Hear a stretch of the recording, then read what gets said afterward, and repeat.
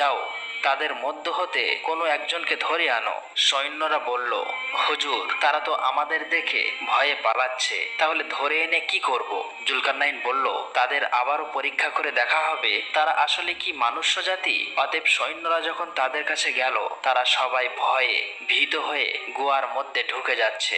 সৈন্যরা তাদের মধ্য থেকে একজনকে ধরে আনলো এবং পরীক্ষা করে দেখলো তাদের আকৃতি মানুষের ন্যায়, কিন্তু তাদের কোনো বুদ্ধি নাই। তারা খুব ভীতু এবং অন্য কোনো জাতিকে দেখে তারা জঙ্গলের গুহার মধ্যে পালাতে ব্যস্ত হয়। অতঃপর বাদশাহ জুলকারনাইন সেখানে সময় বিলম্ব না করে সম্মুখে অগ্রসর হলেন।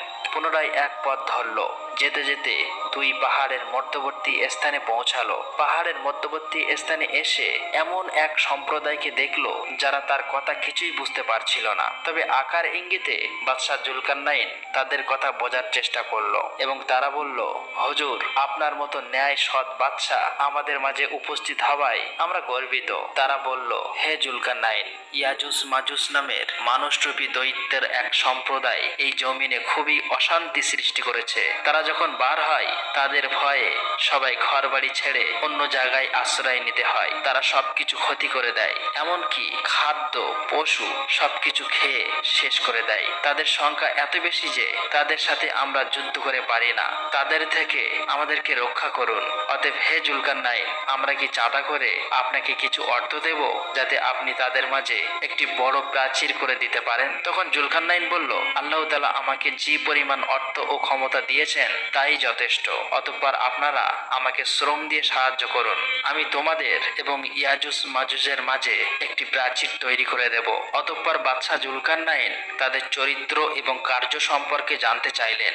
তখন তারা বলল, কতগুলো আছে লম্বা মানুষের মতো, জিহ্বাটা বিশাল বড়, আবার কারো কারো মানুষের ন্যায় শরীর, পশুর মতো চেহারা, তাদের বিশাল লম্বা দুটি কান আছে, আবার কারো দুটি শিং আছে। তবে অনেক মনীষীগণ এবং তাফসীরকারক ইয়াজুজ মাজুজ সম্পর্কে এক এক বর্ণনা দিয়েছেন। অতঃপর এই কথা শোনার পর জুলকারনাইন বলল, তোমরা আমার নিকট লোহার বাঁধ সংগ্রহ করে আনো। অতঃপর পরের দিন সৈন্যরা মাটি খুঁড়ে লোহা ও তামা সংগ্রহ করতে লাগলো।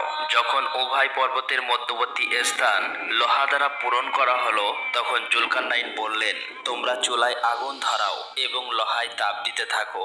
যখন লোহা উত্তপ্ত হয়ে গলে যাবে তখন গলিত তামা নিয়ে এসে তাতে ঢেলে দেবে। এইভাবে এখানে একটি বিশাল বড় প্রাচীর নির্মাণ করা হলো। এরপর থেকে ইয়াজুজ মাজুজ তারা কখনোই এই পাঁচিল ভেদ করে আসতে পারেনি। তিনি এই কাজ সমাধান করার পর বললেন, এটা আমার আল্লাহর অনুগ্রহ। বাদশাহ জুলকারনাইনের এমন ক্ষমতা দেখে সেখানকার লোকেরা ইসলাম ধর্ম গ্রহণ করলেন। কিয়ামত পর্যন্ত তারা ইয়াজুজ মাজুজের অত্যাচার থেকে নিরাপদ থাকবে বলে হাদিস থেকে উল্লেখ পাওয়া যায়। হযরত আলী রাদিয়াল্লাহু তাআলা আনহু হতে বর্ণিত এক হাদিসে উল্লেখ আছে, ইয়াজুজ ও মাজুজ এই প্রাচীর ভেদ করার জন্য প্রতিদিন ভোর থেকে তারা জিহ্বা দ্বারা এই প্রাচীর চেটে চেটে পাতলা করে ফেলে। সন্ধ্যার প্রায় কাছাকাছি সময় মনে করে বাকিটুকু কালকে চেটে শেষ করে মুক্ত পৃথিবীতে বের হয়ে যাব, এই কথা ভেবে অলসভাবে ঘুমিয়ে পড়ে। অতঃপর ভোরবেলা তারা যখন আবার ওই প্রাচীরের কাছে আসে তখন দেখে এই প্রাচীর আবারও পূর্ণ হয়ে গেছে। তবে এভাবেই প্রতিদিন তারা এই প্রাচীর চেটে পৃথিবীতে বেরিয়ে আসার চেষ্টা করছে। তবে তাদের খবর আল্লাহ রাব্বুল আলামিনই ভালো জানেন। অতঃপর তারা উত্তর দিকে রওনা হলেন। সেখানে গিয়ে তারা দেখলেন এক বিশাল প্রাচীর ঘেরা বড় এলাকা। এই প্রাচীরের ও প্রান্তে কি আছে সেটা দেখার জন্য সৈন্যদের নিয়ে জুলকারনাইন এদিক ওদিক ঘোরাঘুরি করলেন, কিন্তু কোথাও কোনো দরজা পেলেন না। অবশেষে সৈন্যের মধ্যে থেকে একজনকে ওই প্রাচীরের ওপর দিয়ে ভিতরে প্রবেশ করালেন। কথা ছিল ওই লোকটি দেয়ালের ভিতর থেকে ঘুরে এসে সেখানকার সমস্ত খবরাখবর জানাবে, কিন্তু দীর্ঘ সময় অতিক্রম হয়ে গেল। সবাই তার জন্য অপেক্ষা করছিল যে লোকটি ফিরে আসবে, কিন্তু লোকটি আর ফিরে এলো না। এবার জুলকারনাইন আরেকজনকে দেয়ালের উপরে তুলে দিল।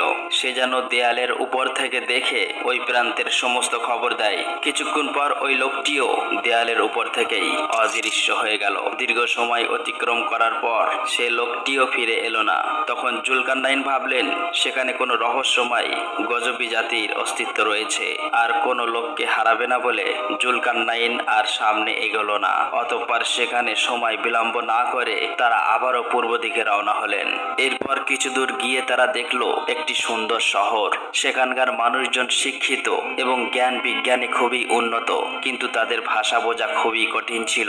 বাদশাহ জুলকারনাইনকে দেখে তারা সালাম গ্রহণ করলে তারা বলল, হে জুলকারনাইন, আপনি এখানে আসায় আমরা খুবই খুশি হলাম। তখন বাদশাহ জুলকারনাইন তাদেরকে কলেমার দাওয়াত দিলেন। আল্লাহ এক, আল্লাহ ছাড়া কোনো উপাস্য নাই, এই কথাটি তারা এক বাক্যে কবুল করে নিল। তারা ছিল বুদ্ধিমান জাতি, তাই তারা সময় বিলম্ব না করে ইসলাম ধর্ম গ্রহণ করলো এবং তাদেরকে যথেষ্ট সম্মান ও শ্রদ্ধা করলো এবং দীর্ঘদিন তাদের মাঝে থেকে তাদের ভাষা শিখে নিল। সেই শহরের একটি লোকও তার সামান্যতম বিরোধিতা করেনি। জুলকারনাইনের হেদায়েতের জিন্দেগির মধ্যে এত সহজে আর কোনো জাতিকে তিনি হেদায়েত করাতে পারেননি। যখন সেখানে আর একটিও লোক ঈমান গ্রহণে বাকি ছিল না, তখন তিনি সেখান থেকে পূর্ব দিকে যাত্রা করেন। জুলকারনাইন কিছুদিন পথ অতিক্রম করার পরে আবারও তিনি এক সমুদ্রের তীরে এসে পৌঁছালেন। সেখান থেকে সামনে যাওয়ার জন্য কোনো ব্যবস্থা পেলেন না, তাই তিনি আস্তে আস্তে সামনের দিকে এগোতে লাগলেন। তখন সৈন্যরা বলল, হুজুর, সমুদ্রের ওই কিনারায় একটি সুন্দর শহর দেখা যাচ্ছে। জুলকারনাইন সেখানে যাওয়ার জন্য আগ্রহ প্রকাশ করলে কিন্তু সৈন্যরা বলল, হুজুর, ওখানে যাওয়ার জন্য সমুদ্র পার হতে হবে, কিন্তু এখানে তো কোনো নৌকা বা কিছুরই ব্যবস্থা নেই। জুলকারনাইন তখন ভালো করে লক্ষ্য করে দেখলেন তার ভয়ে সেখানকার লোক সবকিছু লুকিয়ে রেখেছে। অতঃপর জুলকারনাইন সৈন্যদের বলল, যাও, তোমরা জঙ্গল থেকে কিছু গাছ কেটে ওই গাছের গুড়ি নিয়ে আসো এবং সেটা দিয়েই ভেলা বানাও, তাতে করেই ওই কিনারায় পৌঁছে যাব। জুলকারনাইনের কথা মতো সৈন্যরা জঙ্গলে গেল, কিন্তু জঙ্গলের মধ্যে এমন কিছু গাছ পেল যার গুড়ি জলে ডোবে না। এবার সৈন্যরা একে একে ওই গাছের গুড়িগুলি নিয়ে এলো। সব সৈন্যরা মিলে খুব দ্রুতভাবে অনেকগুলি ভেলা তৈরি করলো। এবার এক এক করে ওই ভেলায় চড়ে সমুদ্র পাড়ি দিল। সমুদ্র পাড়ি দিয়ে যখন তারা ওই শহরে পৌঁছালো, তখন দেখলো ওই শহরের মানুষ খুবই দুর্বল এবং কৃষ্ণকায়। যখন জুলকারনাইন তাদেরকে জিজ্ঞেস করলো, আপনারা এত দুর্বল কেন? তারা বলল, আমাদের এখানে সম্পদ যথেষ্ট রয়েছে, সম্পদের কোনো অভাব নাই, কিন্তু খাদ্যের খুবই অভাব। আমরা রেশন পদ্ধতিতে খাদ্য পেয়ে থাকি। এই কথা বলে তারা জুলকারনাইনকে সম্মান প্রদান করলো। সেখানে থাকা একদল মানুষ বহু মূল্যবান পাথর, হীরা, মুক্তা, মানিক এনে জুলকারনাইনকে উপহার হিসেবে দিলেন। এখানকার মানুষের নরম মেজাজ ও ভদ্রতা দেখে জুলকারনাইন খুবই খুশি হলেন এবং তাদের মাঝে কলেমার দাওয়াত দিলেন। একে একে শহরের সকলেই ইসলাম ধর্ম গ্রহণ করলেন। এভাবেই বহুদিন ধরে পথ চলতে চলতে তারা শেষ পর্যন্ত পৃথিবীর একেবারে পূর্ব দেশে এসে পৌঁছালেন। আরো অগ্রসর হয়ে ককেশাস পর্বত এলাকায় পৌঁছে তারা পথ হারিয়ে ফেললেন। সকলেই সহপাঠী থেকে আলাদা হয়ে পড়লেন। দীর্ঘ 1 বছর ধরে তারা একে অপরের থেকে আলাদা হয়েই ঘুরলেন। মাঝে মধ্যে তারা মিলিত হয়েছে, আবারও পথ হারিয়ে ফেলেছে। এমন সময় খিজির আলাইহিসসালাম অন্যরকম অন্ধকারাচ্ছন্ন জায়গা দেখে ধীরে ধীরে সামনে এগিয়ে যান। তিনি যতই সামনে এগিয়ে যায় তত গভীর অন্ধকারে হারিয়ে যায়। তখন তিনি নিজের কাছে থাকা সেই উজ্জ্বল মানিক বের করে তার আলোতে সামনে এগোতে থাকে। তিনি আরো সামনে এগিয়ে গিয়ে এক শ্বাসরুদ্ধকর স্থানে পৌঁছে একটি কূপ দেখতে পান। কূপের কাছে গিয়ে তিনি কূপের পানির যে রং দেখলেন, তিনি এটি আবে হায়াত বলে ধারণা করলেন। তখন তিনি 2 হাত ভরে পানি উঠিয়ে পানি পান করলেন। মধুর চেয়ে মিষ্টি, দুধের চেয়েও সাদা এবং মেশকের চেয়েও অধিক ছিল তার সুগন্ধি। তিনি ওখানে পেট ভরে আবে হায়াতের পানি পান করলেন এবং আল্লাহর শুকরিয়া আদায় করলেন। তাতে খিজির আলাইহিসসালামের কয়েকদিনের ক্ষুধা ও তৃষ্ণা দূরীভূত হলো, শরীরে নতুন শক্তির সঞ্চয় হলো এবং চেহারা উজ্জ্বল বর্ণ ধারণ করলো। অতঃপর তিনি জুলকারনাইনকে পানি পান করাবে বলে আশা করে পিছনের দিকে রওনা হলেন। হযরত খিজির আলাইহিসসালাম যেখানে পৌঁছাতে অনেক দিন হেঁটেছিলেন, সেখান থেকে বের হতে তার 10 ভাগের 1 ভাগ সময়ও লাগেনি। অল্প সময়ের মধ্যে তিনি অন্ধকার থেকে বেরিয়ে এসে জুলকারনাইনকে খুঁজতে লাগলো। দীর্ঘ সময় পর কয়েকজন সৈন্যের সাথে তার দেখা হলো। তারা খিজির আলাইহিসসালামকে দেখে চিনতে পারল না। তখন সৈন্যরা বলল, আপনি কে আর এই অন্ধকারাচ্ছন্ন এলাকায় কি করছেন? খিজির আলাইহিসসালাম কিছুক্ষণ চুপ থাকলেন, তারপর বললেন, আমি খিজির আলাইহিসসালাম। অন্যরা বলল, আপনাকে তো চিনতেই পারলাম না, আপনার চেহারার এমন পরিবর্তন হলো কিভাবে? তখন খিজির আলাইহিসসালাম বললেন, আমি আবে হায়াতের পানি পান করেছি। আসলেই আবে হায়াতের পানি পান করার পর হযরত খিজির খিজির আলাইহিসসালামের চেহারা এমন উজ্জ্বল হলো যাতে পূর্বের চেহারার সাথে কোনো মিল ছিল না। তাই সৈন্যদের সাথে কথা বলে তার পরিচয় দিতে হয়েছে। খিজির আলাইহিসসালাম সৈন্যদের কাছে বললেন, জুলকারনাইন কোথায় আছে? তারা বললেন, তিনি 1 বছর পূর্বে তাদের থেকে আলাদা হয়ে কোথায় গিয়েছেন, তার কোনো খবর তাদের জানা নেই। এদিকে জুলকারনাইন বিচ্ছিন্ন অবস্থায় বহু পথ ঘুরে ঘুরে এক অন্ধকার গুহায় প্রবেশ করলেন। অনেক ভিতরে প্রবেশ করে জুলকারনাইন একটি বিরাট অট্টালিকা দেখতে পান।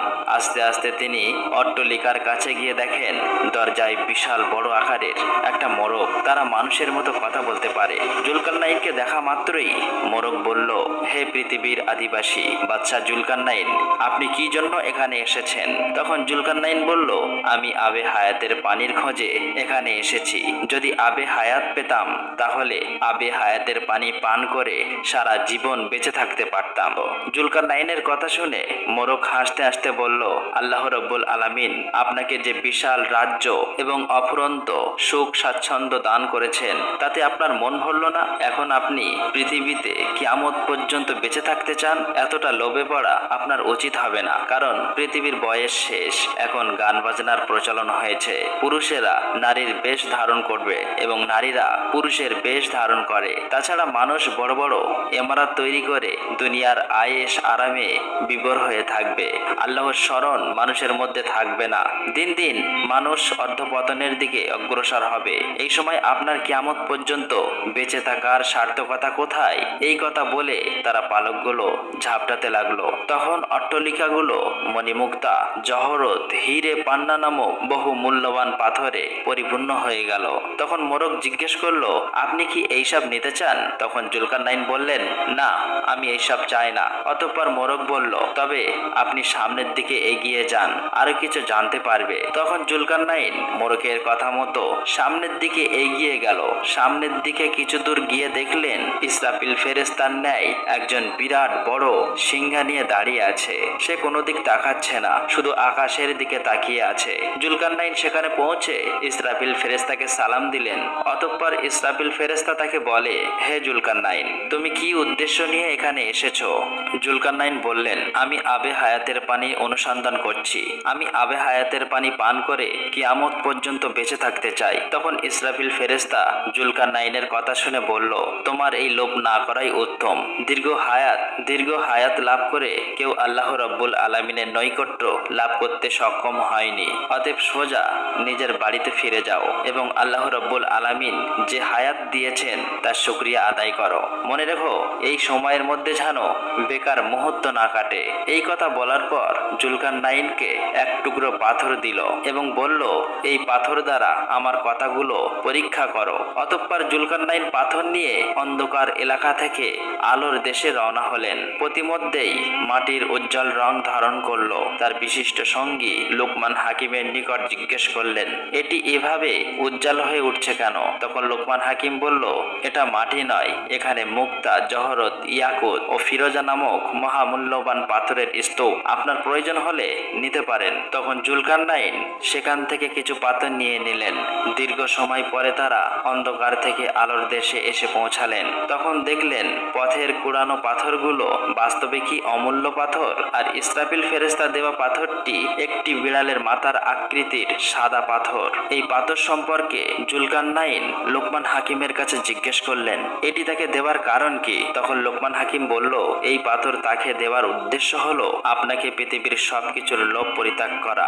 আপনি এই পাথর পাল্লায় মেপে দেখুন, পৃথিবীর কোনো কিছুর ওজন পাবেন না, একমাত্র পাল্লায় মাটি ভর্তি করলে তার ওজনটা সঠিক পাবেন। এর অর্থ হলো পৃথিবীর সবকিছুর মূল্য বাস্তবতা বেকার এবং একমাত্র মাটির বাস্তবতাই সঠিক। অতএব মানুষের মাটির শরীর একদিন মাটিতেই মিশে যাবে। অট্টালিকা, প্রাসাদ, টাকা পয়সা, খাট, পলঙ্ক, ধন দৌলত কোনো কিছুই সঠিক নয়। অতএব সেই মাটিতেই চিরদিন থাকার জন্য প্রত্যেককে প্রস্তুত হওয়া প্রয়োজন।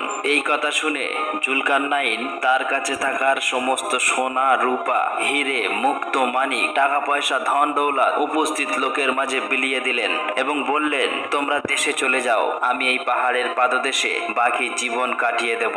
এই কথা বলে সকলকে বিদায় করলেন এবং তার মায়ের নিকট একখানি পত্র লিখে জানিয়ে দিলেন তার পুত্রের জন্য তিনি সবসময় যেন দোয়া করেন। তিনি কিয়ামত কিয়ামতের দিন তার সাথে সাক্ষাৎ করবেন। অতঃপর জুলকারনাইনের মা তার পত্র পেয়ে কাঁদলেন এবং যতদিন তিনি পৃথিবীতে জীবিত ছিলেন তার ছেলের জন্য দোয়া করতেন। জুলকারনাইন পাহাড়ের পাদদেশে বসে আল্লাহর ইবাদত করতেন। এভাবে বেশ কয়েক বছর অতিবাহিত হবার পরে তিনি সেখানেই ইন্তেকাল করেন। অতএব প্রিয় দর্শক, আমাদের সকলকে একদিন মৃত্যুর স্বাদ গ্রহণ করতেই হবে। তাই দুনিয়ার সব সুখ স্বাচ্ছন্দ্য সবকিছুই আসলে বেকার।